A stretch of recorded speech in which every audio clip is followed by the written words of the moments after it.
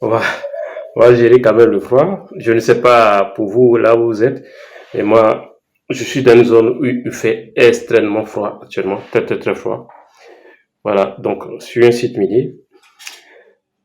Alors, donc, comme je l'ai promis, je vais vous parler du caractère réfractaire de l'or. À quel moment on dit que l'or est réfractaire? Pourquoi c'est réfractaire? Qu'est-ce qui entraîne cela? Et quelles sont les solutions qui sont liées à cela? Comment on peut résoudre un tel problème?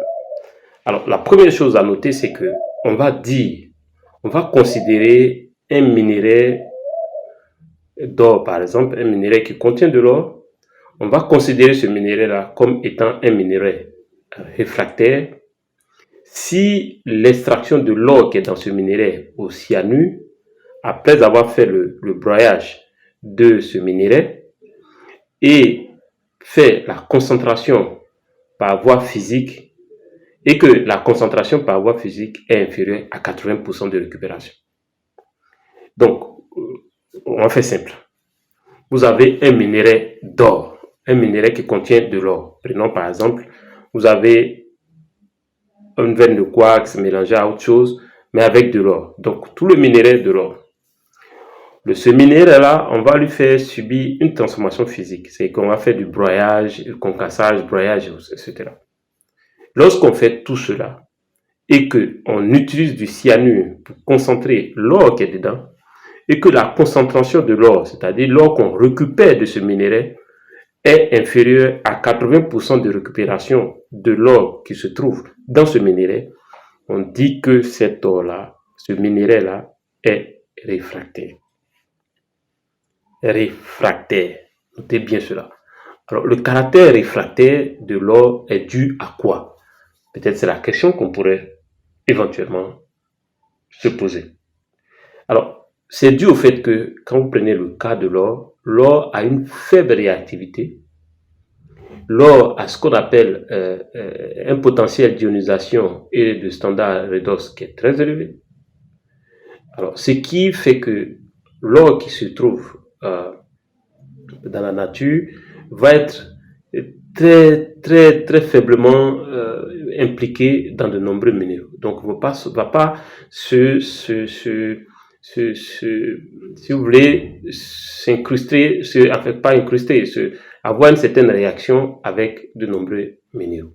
Donc, c'est dû à sa faible réactivité et à son absence en termes de potentiel d'ionisation, par exemple, c'est dû à un potentiel d'ionisation et un potentiel standard redox qui est élevé. Alors, donc l'or va être donc impliqué, il va être faiblement impliqué, va être impliqué dans une faible réactivité avec d'autres minéraux. Alors, mais à la différence de l'or par exemple métallique et de son alliage, tel que par exemple l'argent, l'électrum, qui vont être solubles vont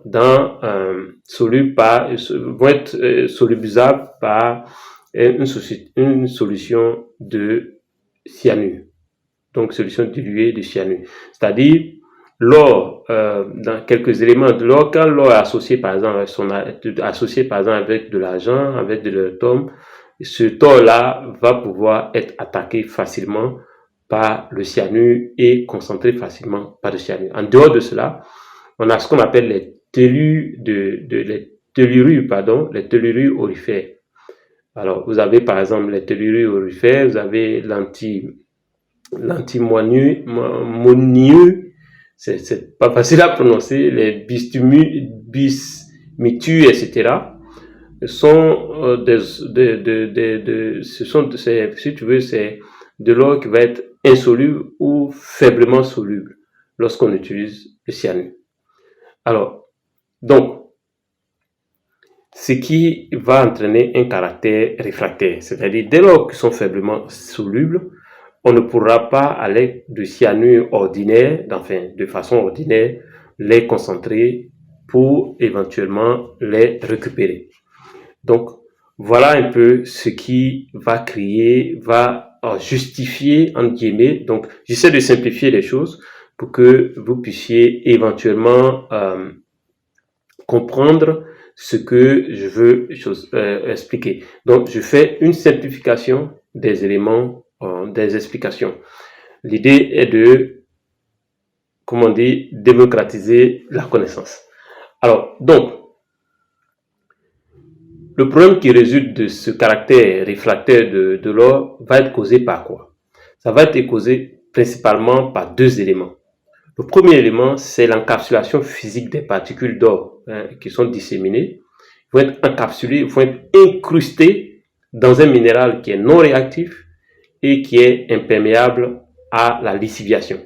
Donc, souvent, l'or est incrusté, ça peut être dans l'arsenic, tellement incrusté que le cyanure, la cyanuration qu'on va faire n'aura aucun effet sur cela. C'est ça le caractère réfractaire, c'est-à-dire on ne peut pas l'extraire facilement, le concentrer facilement. Les réactions sont telles que le cyanure n'arrive pas à briser ces réactions et à concentrer l'or. Donc le premier élément qui va causer le premier problème, enfin la première cause du caractère réfractaire de l'or, ça va être l'encapsulation physique des particules d'or disséminées.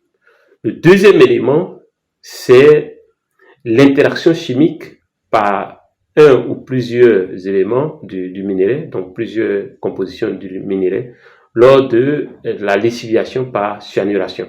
Donc, premier élément, c'est l'encapsulation physique. Le deuxième élément, c'est l'interaction chimique qui va entraîner l'interaction chimique par un ou plusieurs éléments du minerai qui vont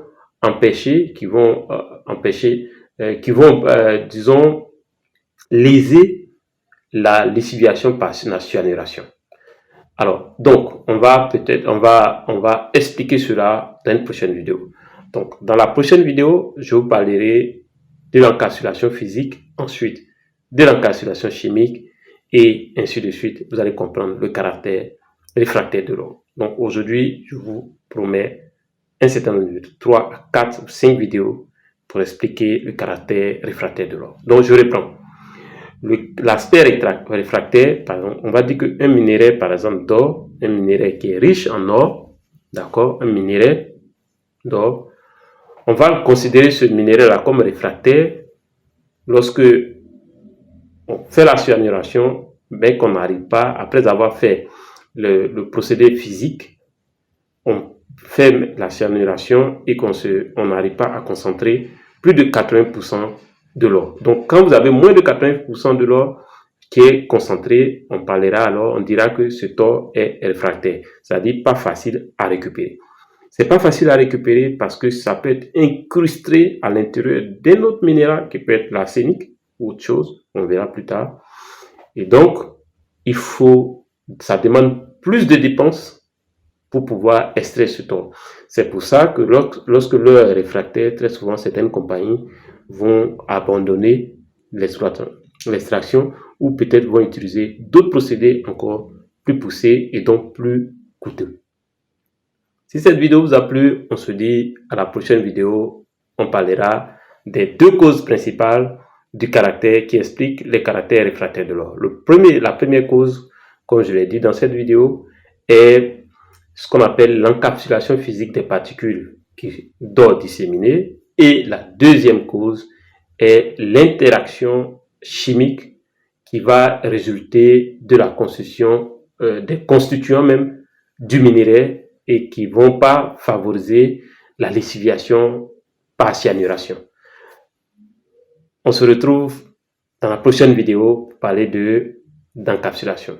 Si cette vidéo vous a plu, d'encapsulation physique, si cette vidéo vous a plu, faites-moi un gros like, partagez au maximum, abonnez-vous et on se dit à la prochaine vidéo.